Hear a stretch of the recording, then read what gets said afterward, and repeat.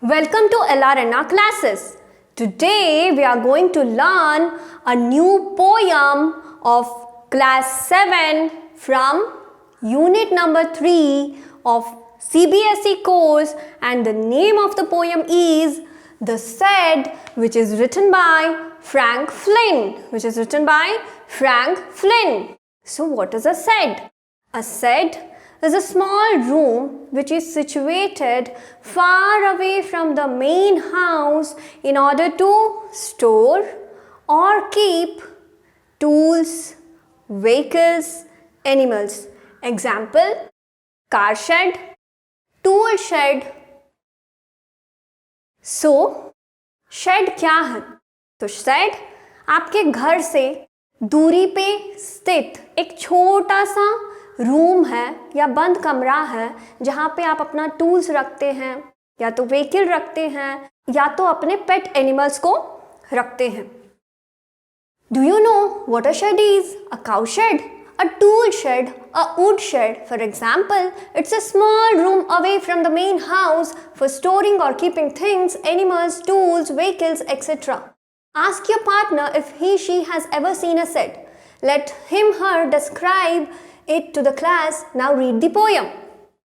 So, what happens in this poem is the poet had a shed at the end of his garden, and the door of the shed consisted of spider webs.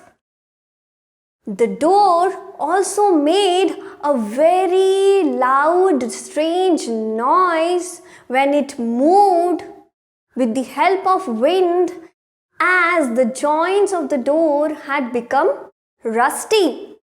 Whenever the poet used to lie on the bed, he used to listen to the strange noises coming out of the shed.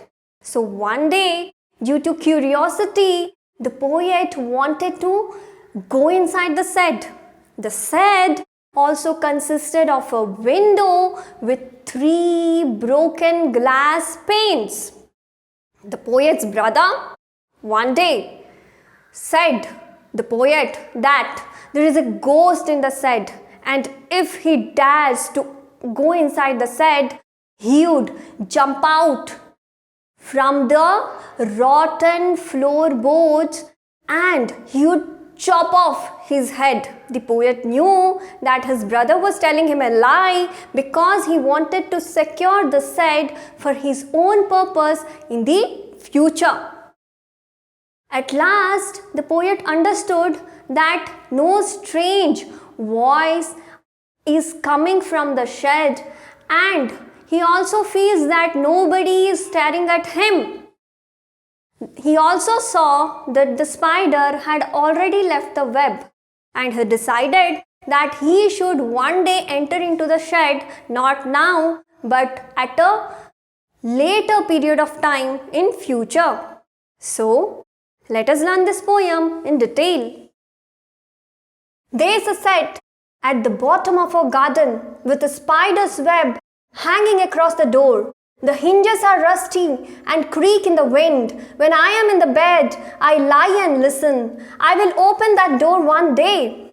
There is a dusty old window around at the side with 3 cracked panes of glass. I often think there is someone staring at me each time that I pass. I will peep through that window one day. My brother says there is a ghost in the shed who hides under the rotten floorboards, and if I ever dare to set foot inside, he will jump out and chop off my head. But I will take a peek one day.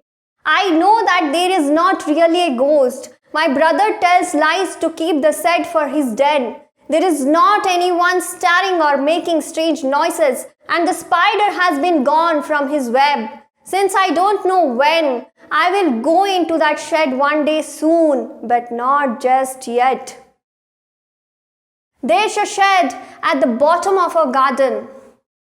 तो poet बोल रहे हैं कि उनके garden के अंत में, बगीचे के ठीक अंत में क्या है? एक शेड है, एक छोटा सा कमरा है, with a spider web hanging across the door.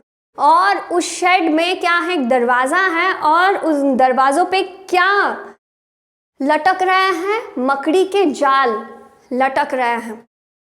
And there's with a spider web hanging across the door, the hinges are rusty and creak in the wind.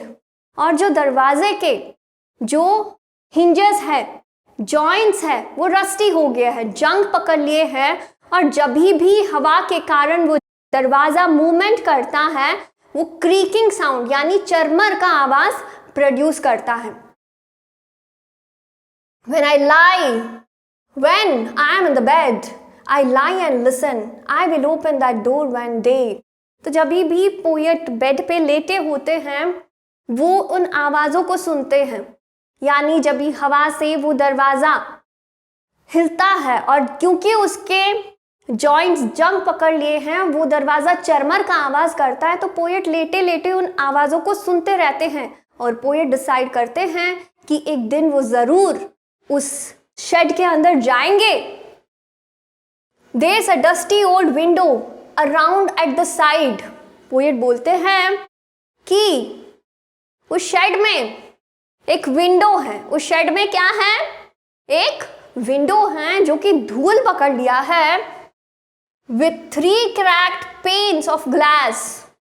और उस विंडो में पेन्स ऑफ ग्लास का यानी होता glass यानी कांच, pens यानी शीशे, पेन्स ऑफ ग्लास यानी कांच के शीशे.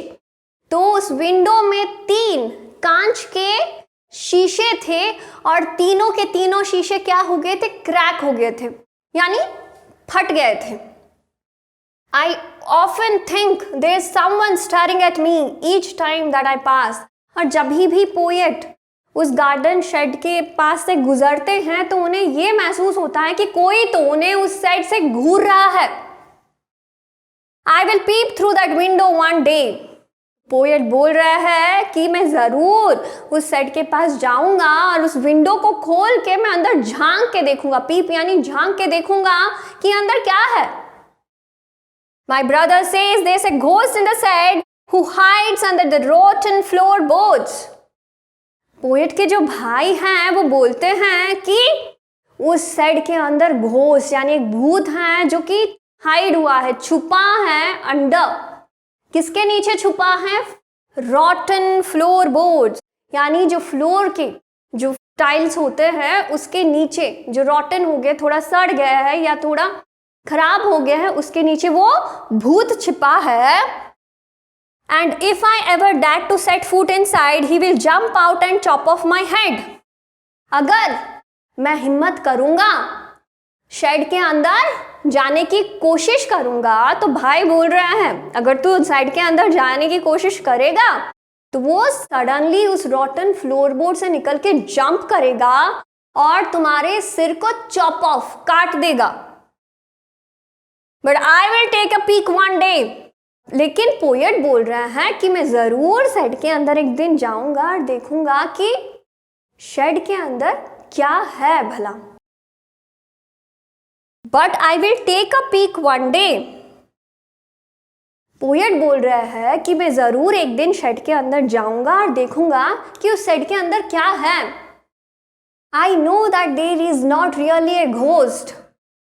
पोएट बोल रहा है कि मुझे पता है कि शेड में कोई भूत नाम की चीज नहीं है, घोस्ट नाम की चीज नहीं है. My brother tells lies to keep the shade for his den. मेरा जो भाई है वो जानबूझ के मुझे झूठ बोल रहा है, because he wants to keep the shade for his den. For his den मतलब फॉर हिज ओन पर्पज. वो खुद के लिए फ्यूचर में वो शेड को अपने लिए सिक्योर करना चाहता है, उसीलिए उसका भाई पोएट को झूठ बोल रहा है. There is not anyone staring और मेकिंग स्ट्रेंज नॉइसेस. पहले जब पोएट को महसूस होता था कि उस शेड से अजीब अजीब आवाज़ें आ रही थी और जब भी पोएट वहाँ से गुजर रहे थे पोएट को हमेशा महसूस हो रहा था कि कोई उन्हें घूर रहे हैं. अब पोएट को वो महसूस नहीं हो रहा है. And the spider has been gone from his web. और जो स्पाइडर वेब में जो मकड़ी के जाला में जो मकड़ी था वो वेब को छोड़ के वो स्पाइडर चला गया है. Since I don't know when. अभी पोएट बोल रहे हैं मुझे नहीं पता, मैं तो जाऊंगा लेकिन मुझे नहीं पता मैं कब जाऊंगा. I will go into that shed one day soon. पर मैं पक्का उस सेट के अंदर ज़रूर जाऊंगा, बट नॉट जस्ट येट। लेकिन अभी नहीं जाऊंगा, मे बी एक फ्यूचर पीरियड ऑफ टाइम में मैं जाऊंगा। So this is all about the poem the shade in detail, which is written by Frank Flynn. If you get any value from this video, please give it a like, and if you are watching our channel for the first time, please subscribe our channel to get the latest notification of educational content in Odia, Hindi, Bengali and English languages. Until then, keep learning, keep sharing, take care and thank you.